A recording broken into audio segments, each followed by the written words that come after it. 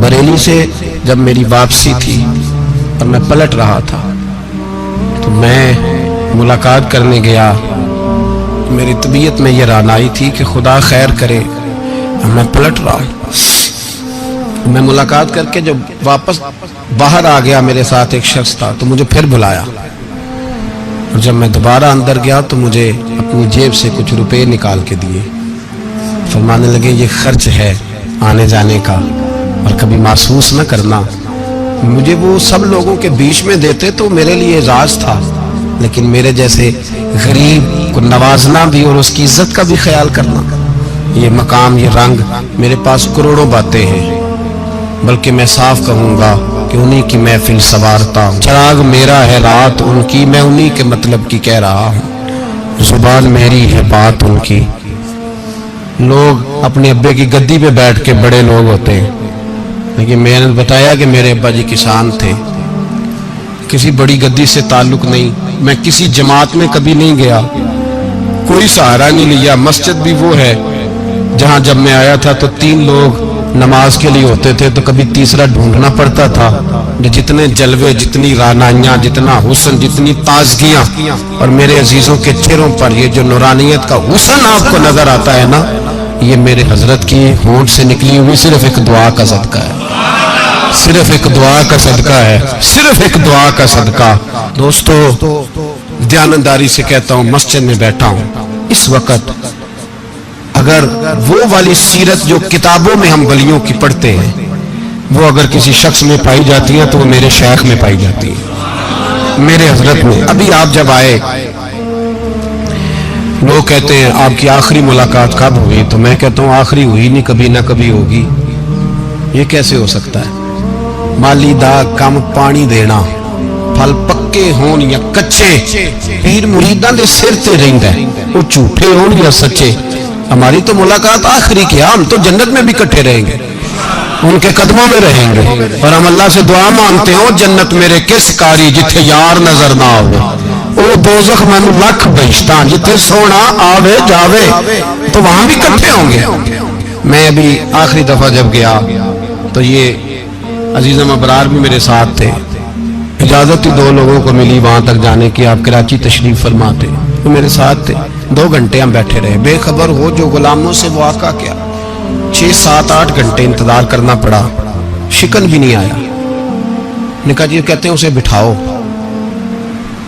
बिठाओ, तो बंदा किसी जगह का अपने आप को कुत्ता भी कहे, तो कुत्ते तो बेचारे सारी दिहाड़ी बाहर भी नौकरी कर जाते हैं, ये भी नहीं कहते मैंने अंदर आना है, वो तो कभी कहते ही नहीं।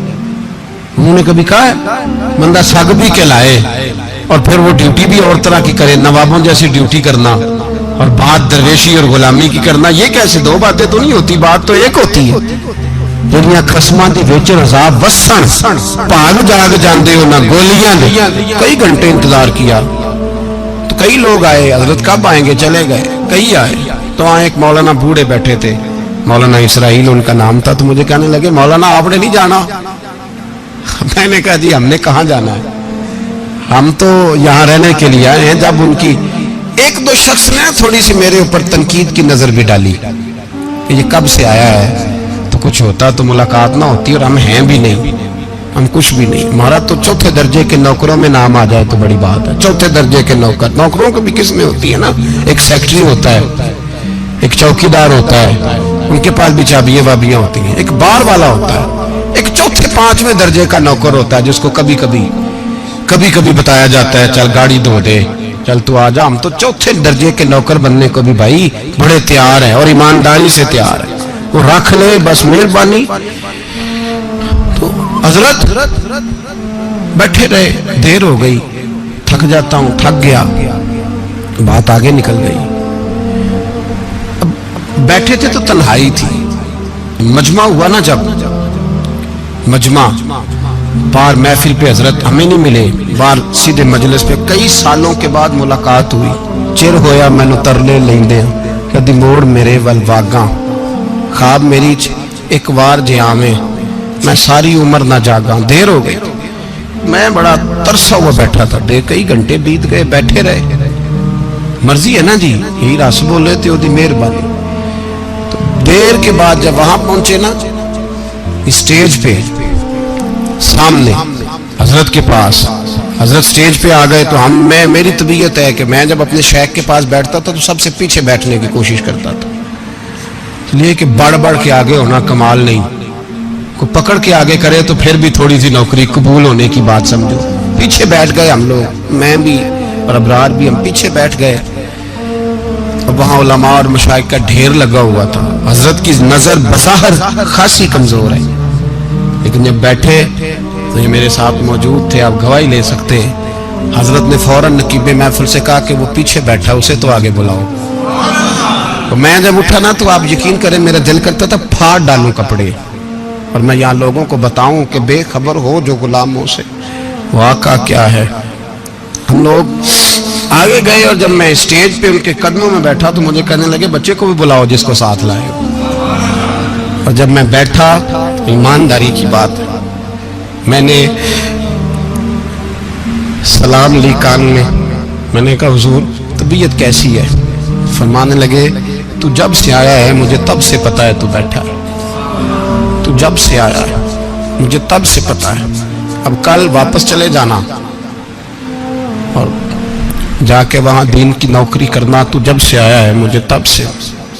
مجھے فرمانے لگے کہ تو جب سے آیا ہے نا مجھے تب سے پتا ہے، جاؤ نوکری کرو۔ اور ایک جملہ کبھی نہیں بھولتا، فرمانے لگے میں تو تمہارے ساتھ ہی ہوتا ہوں۔ بس بات ختم ہو گئی، معاملات حل ہو گئے۔ باتیں بڑی ہیں، جو کروں تو کیا کروں، کہو تو راز حیات کہہ دوں، حقیقت کائنات کہہ دوں، وہ بات کہہ دوں جو پتھروں کے دلوں کو بھی پاش پاش کر دے۔ مجھے ایک شخص کہنے لگا ہر اسٹیج پہ چھائے ہوئے نظر آتے ہو۔